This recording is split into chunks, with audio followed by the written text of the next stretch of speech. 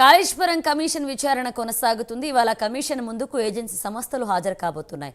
నేడు కాళేశ్వరం కమిషన్ ముందుకు మేడిగడ్డ బ్యారేజ్ నిర్మాణ సంస్థ ఎల్ఎన్టీ ప్రతినిధులు హాజరు కానున్నారు. కాళేశ్వరం ప్రాజెక్టుపై పలు ప్రశ్నలను సంధించనున్నారు. రేపు అన్నారం బ్యారేజ్ నిర్మాణ సంస్థ ఆప్కాన్స్ ఏజెన్సీ ప్రతినిధులు హాజరు కానున్నారు. ఇదే అంశానికి సంబంధించి మరిన్ని అప్డేట్స్ మా ప్రతినిధి అజీం అందిస్తారు.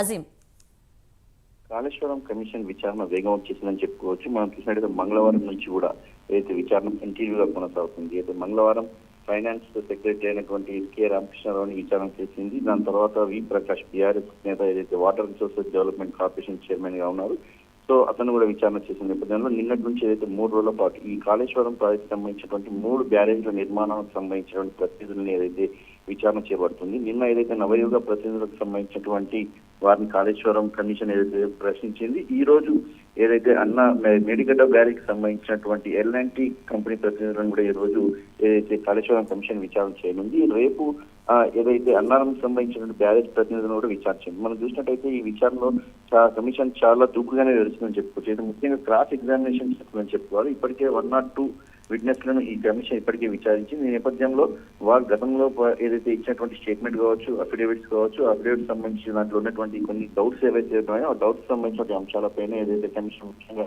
ఫోకస్ చేసిందని చెప్పుకోవచ్చు. నిన్న మనం చూసినట్టయితే ఏదైతే నవయుగ కంపెనీకి సంబంధించిన ప్రతినిధులని కొంత గట్టిగానే క్వశ్చన్ చేశామని చెప్పుకోవాలి. అందరూ మాట్లాడుకొని వచ్చి ఒకటే అఫిడేవిట్ ఇస్తున్నారా ఏంటి అని చెప్పి ఒక స్టేట్మెంట్ కూడా ఏదైతే కమిషన్ నుంచి మనకు వెలువడింది. దాంట్లో కట్ అండ్ పేస్ట్ లాగానే ఒకేలా అన్ని అఫిడేవిట్స్ కూడా ఉన్నాయని చెప్పి కూడా కమిషన్ చెప్పడంతో వారు కూడా కొంత జవాబు చెప్పడంలో కొంత ఆలోచనలో పడ్డారు. మొత్తానికి వారు చెప్పిన విషయాలు కూడా చాలా స్పష్టంగా ఉన్నాయి. 2022 నుంచి కూడా సీసీ బ్లాక్ రిపేర్, బొంగులు, గ్రాంటింగ్స్ సంబంధించి ఉన్నాయి. అలాగే బ్యారేజ్ దెబ్బతినడంతో బిల్లులు ఆపేశారని సంస్థకు సంబంధించిన ప్రతినిధులు కూడా ఏదైతే కమిషన్ ముందు ఏదైతే వెల్లడించడం కూడా జరిగింది. సో ఈ రోజు ఎల్ఎన్టీ సంబంధించినటువంటి సంస్థకు సంబంధించిన ప్రతినిధులు కూడా రానున్నారు. వీరు కూడా ఏదైతే తమకు సంబంధించిన అఫిడేవిట్ ని కూడా తీసుకురానున్నారు. అయితే కమిషన్ ముఖ్యంగా వీరిని కూడా క్రాస్ ఎగ్జామినేషన్ అంటే గతంలో ఇచ్చిన స్టేట్మెంట్స్ ఆ ప్రతినిధులు సంస్థకు సంబంధించిన ప్రతినిధులు అలాగే ఇప్పుడు ఇచ్చినటువంటి స్టేట్మెంట్ కి ఏ రకమైన డిఫరెన్స్ ఉంది, దాంట్లో ఉన్నటువంటి డిఫరెన్సెస్ ఏంటి, అలాగే కమిషన్ సంబంధించినటువంటి ప్రశ్నలు ఏవైతే ఉన్నాయంటే ఆ సంస్థ నిర్మాణం సమయంలో